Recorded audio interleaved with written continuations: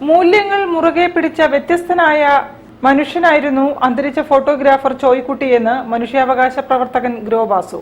ചോയ്ക്കുട്ടി വാർത്താ ചിത്ര പുരസ്കാരം മാതൃഭൂമി ഫോട്ടോഗ്രാഫർ പി കൃഷ്ണപ്രദീപിന് സമ്മാനിച്ച് സംസാരിക്കുകയായിരുന്നു അദ്ദേഹം.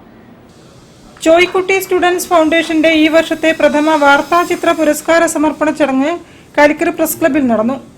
ചോയ്ക്കുട്ടി വാർത്താ ചിത്ര പുരസ്കാരം ഗ്രോവാസു മാതൃഭൂമി കോഴിക്കോട് ബ്യൂറോയിലെ ന്യൂസ് ഫോട്ടോഗ്രാഫർ പി കൃഷ്ണപ്രദീപിന് സമ്മാനിച്ചു. സത്യം പറയുന്നവരാണ് ഫോട്ടോഗ്രാഫർമാർ എന്നും തന്റെ ഫോട്ടോകളിലൂടെ സത്യം പറഞ്ഞ ഫോട്ടോഗ്രാഫറായിരുന്നു ചോയ്ക്കുട്ടിയെന്നും അദ്ദേഹം അനുസ്മരിച്ചു.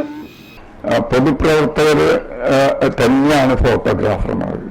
ഞാൻ വിചാരിക്കുന്നത് സത്യസന്ധമായിട്ടുള്ള കാര്യങ്ങൾ ജനങ്ങൾക്ക് കൊടുക്കുന്നത് അവരാണ്. നമ്മുടെ രാഷ്ട്രീയം എത്രത്തോളം താഴ്ന്നു എന്ന് നമുക്കറിയാം. പക്ഷേ ഫോട്ടോ കഴിവ് പറയില്ലല്ലോ.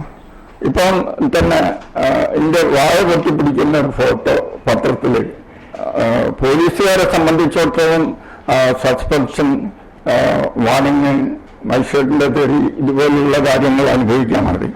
അപ്പം ഇതിന്റെ കാര്യത്തിൽ അവർ വളരെ കഷ്ടം അനുഭവിച്ചു. അവരാകെ പരിഭ്രമത്തിലായി. അപ്പം പോലീസുകാർ പരിഭ്രമം കാണേണ്ടതായിരുന്നു.